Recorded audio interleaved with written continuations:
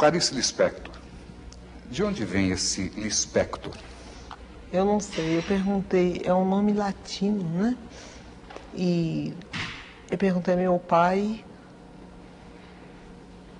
desde quando havia Lispector na Ucrânia. Ele disse que de gerações e gerações anteriores. Eu suponho que o nome foi rolando, perdendo algumas sílabas e se transformando nessa coisa que parece uma coisa lis no peito, em latim, flor de lis. Quer dizer, é um nome que quando eu escrevi meu primeiro livro, Sérgio Millier, eu era então completamente desconhecida, é claro. Sérgio Millier diz assim: essa escritora de nome desagradável, certamente um pseudônimo. E não era meu nome mesmo. Você chegou a conhecer o Sérgio Millier pessoalmente? Nunca.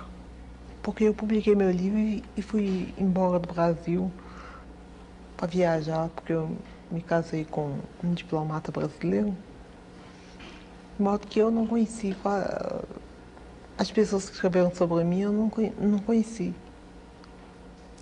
Clarice, seu pai fazia o que profissionalmente? Representação de firmas, coisas assim. Quando ele, na verdade, dava era para coisas de espírito. Há alguém na família Lispector que chegou a escrever alguma coisa? Bom,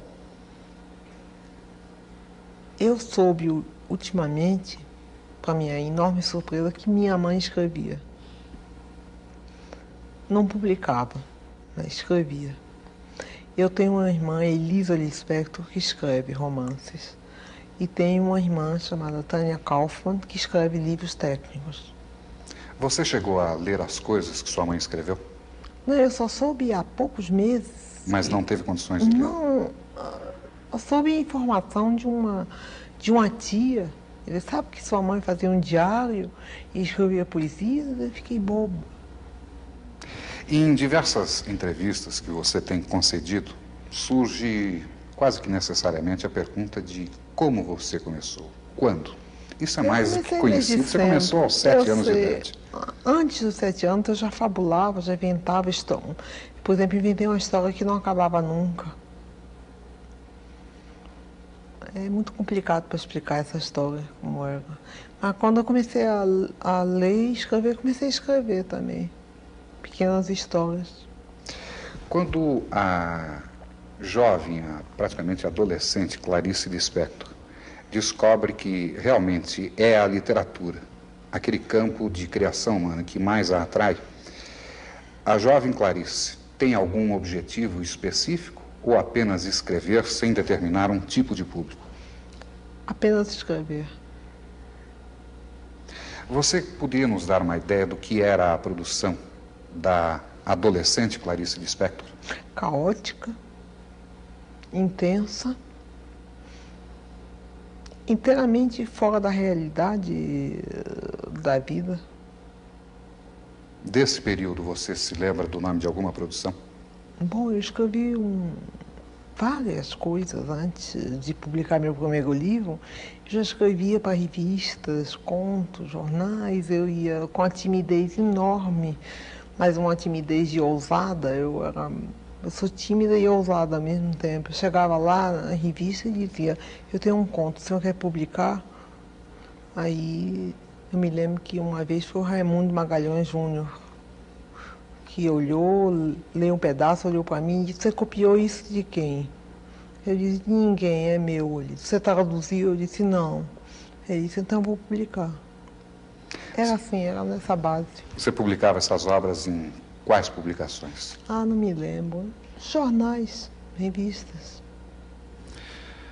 Clarice, a partir de qual momento você efetivamente decide assumir a carreira de escritora?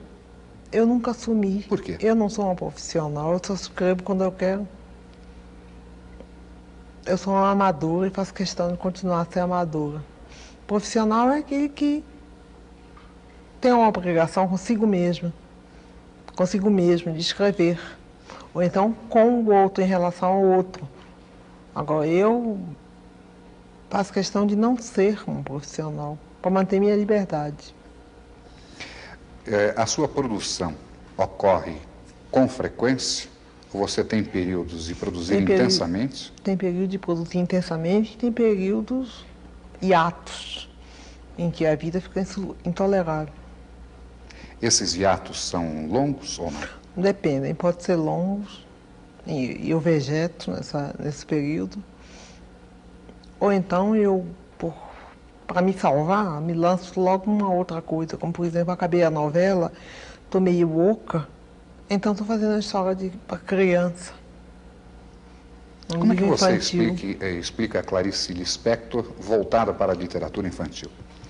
Eu não sei, começou com meu filho,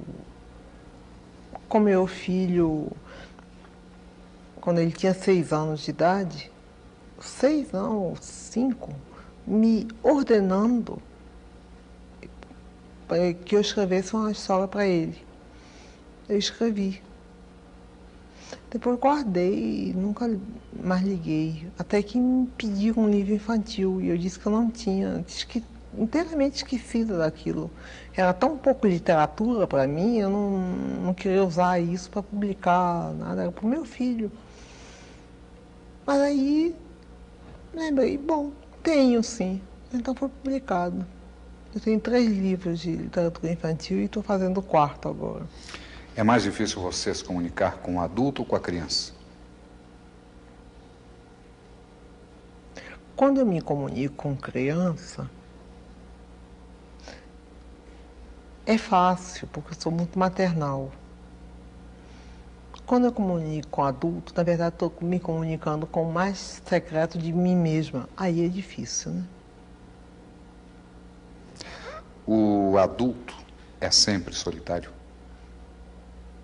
O adulto é triste e solitário, né? E a criança? A criança tem a fantasia, né? Solta.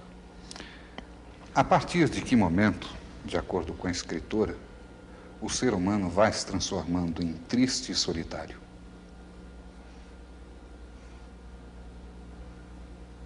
Isso é segredo. Desculpa, não vou responder. A qualquer momento da vida, basta um choque um pouco inesperado e isso acontece. Mas eu não sou solitária, não, tenho muitos amigos. E só estou triste hoje porque estou cansada. De modo geral, eu sou alegre.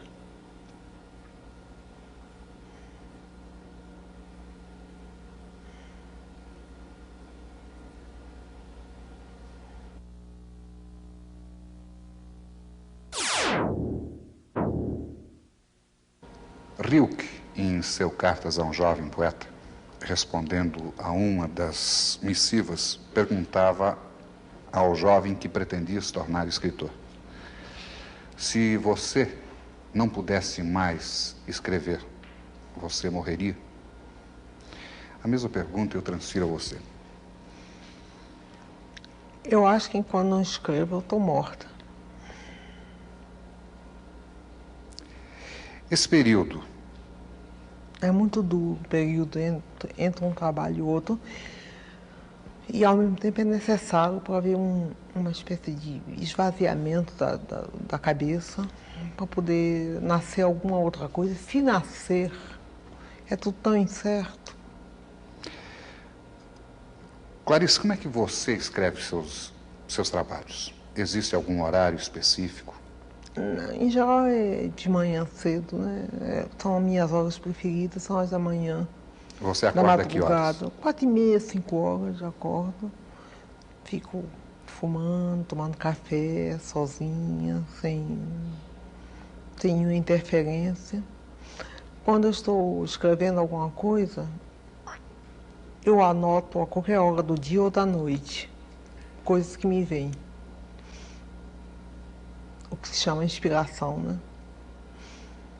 Agora, quando eu estou no ato de concatenar as inspirações, aí eu sou obrigada a trabalhar diariamente. Você se considera uma escritora popular? Não. Por qual razão? Bom, me chamam até de hermética, como é que posso ser popular sendo hermética? E como você vê essa observação que nós colocamos entre aspas, hermética? Eu me compreendo. De modo que eu não sou hermética para mim. Bom, tem um conto meu que eu não compreendo muito bem. Que conto? O Ovo e a Galinha. Entre os seus diversos trabalhos, sempre existe, isso é natural, um filho predileto. Qual é aquele que você vê com maior carinho até hoje?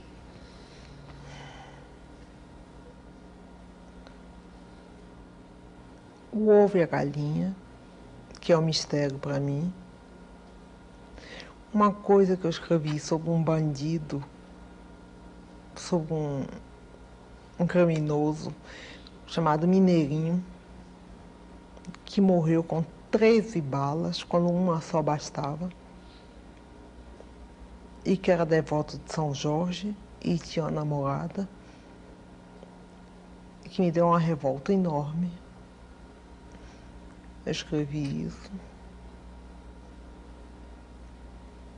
Sobre esse seu trabalho em torno de Mineirinho, qual o enfoque que você deu? Eu não me lembro muito bem, já foi há bastante tempo. A qualquer coisa assim, como o primeiro tiro me espanta, o segundo tiro, não sei o que, o terceiro tiro, coisa. O 12º me atinge, o 13º sou eu. Me transformei no Mineirinho, massacrado pela polícia. Qualquer que tivesse sido o crime dele, uma bala bastava. O resto era vontade de matar. Era prepotência. Em que medida o trabalho de Clarice Lispector, no caso específico de Mineirinho, pode alterar a ordem das coisas? Não altera em nada. Não altera em nada.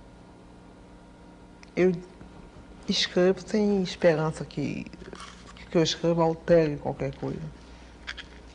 Não altera em nada. Então, por que continuar escrevendo, Clarice? E eu sei. Porque no fundo a gente não está querendo alterar as coisas, a gente está querendo desabrochar de um modo ou de outro, né? No seu entender, qual é o papel do escritor brasileiro hoje em dia? O de falar o menos possível.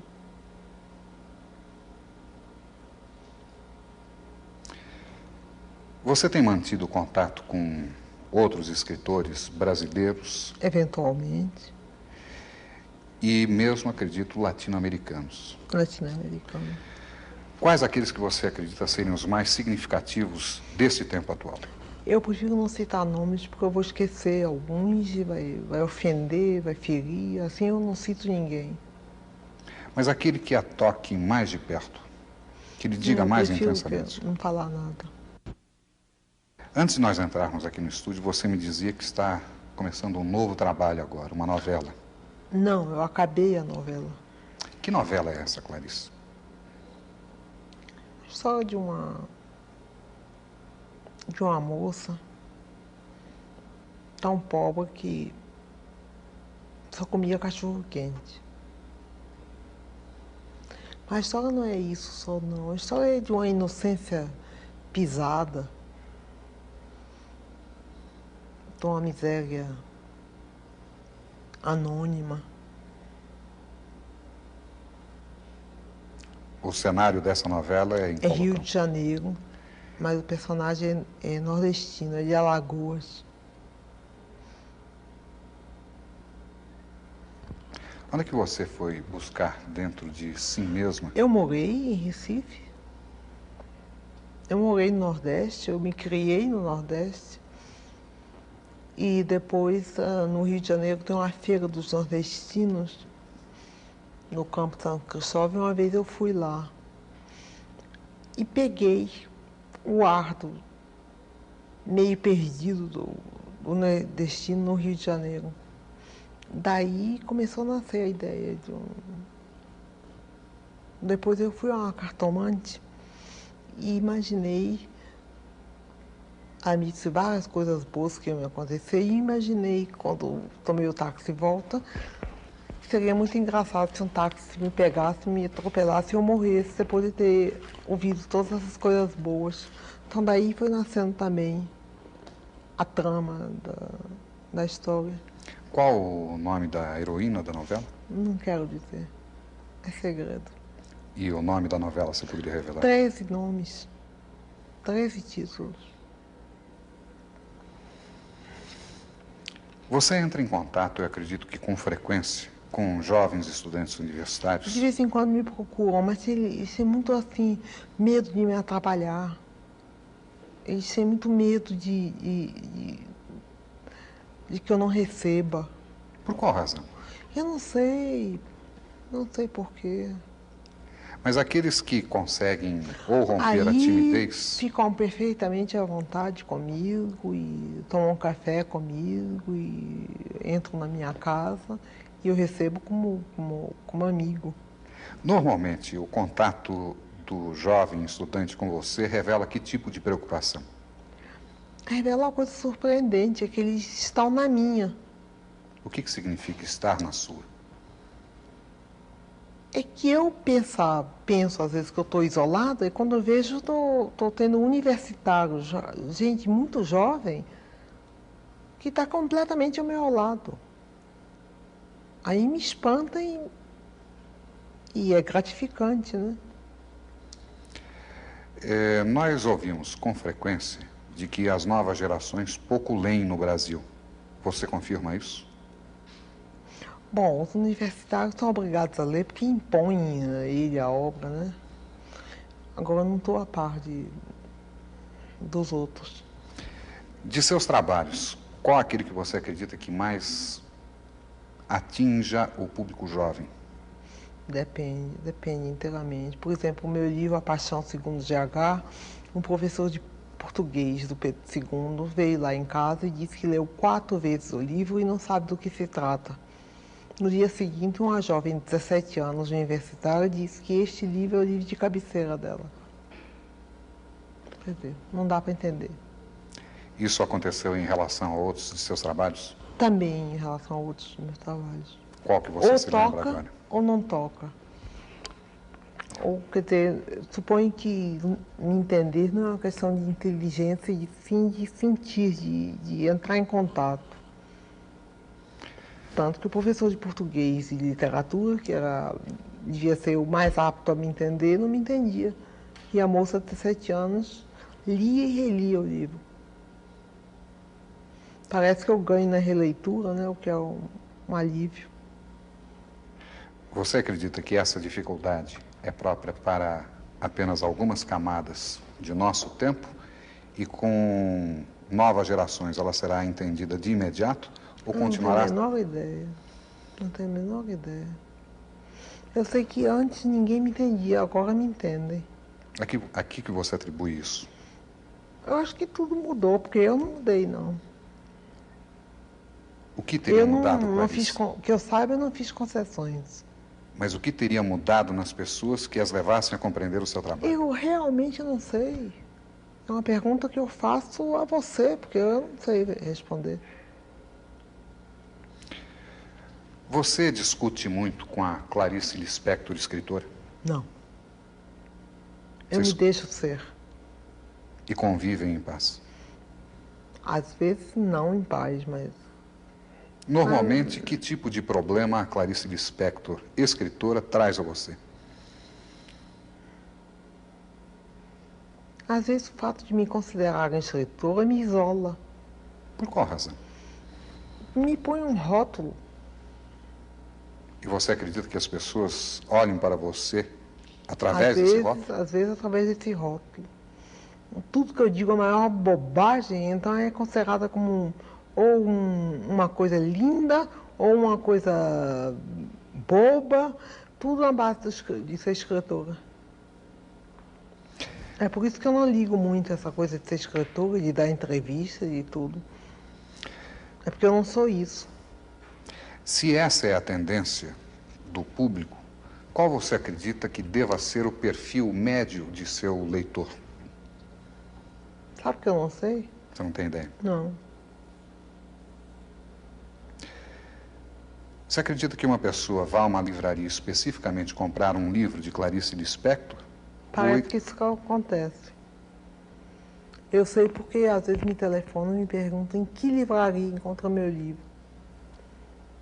Então eu sei que tem pessoas que vão procurar exatamente meu livro. É que no fundo eu escrevo muito simples, sabe? E será que as coisas simples hoje são recebidas de maneira complicada? Talvez, mas eu escrevo simples. Eu não enfeito. Na sua formação como escritora, quais aqueles escritores que você sente que realmente influenciaram, que marcaram? Eu não sei realmente, porque eu misturei tudo. Eu lia livro, romance para mocinha, livro cor-de-rosa, Folhetim. misturada com Dostoiévski. Eu escolhia os livros pelos títulos. E não pelos autores que eu não tinha conhecimento nenhum. Misturei tudo. Fui ler aos 13 anos Hermann Hesse, tomei um choque. O Lobo na Estepe. Ou da Estepe, não sei. Aí comecei a escrever um conto que não acabava nunca mais. Terminei rasgando e jogando fora.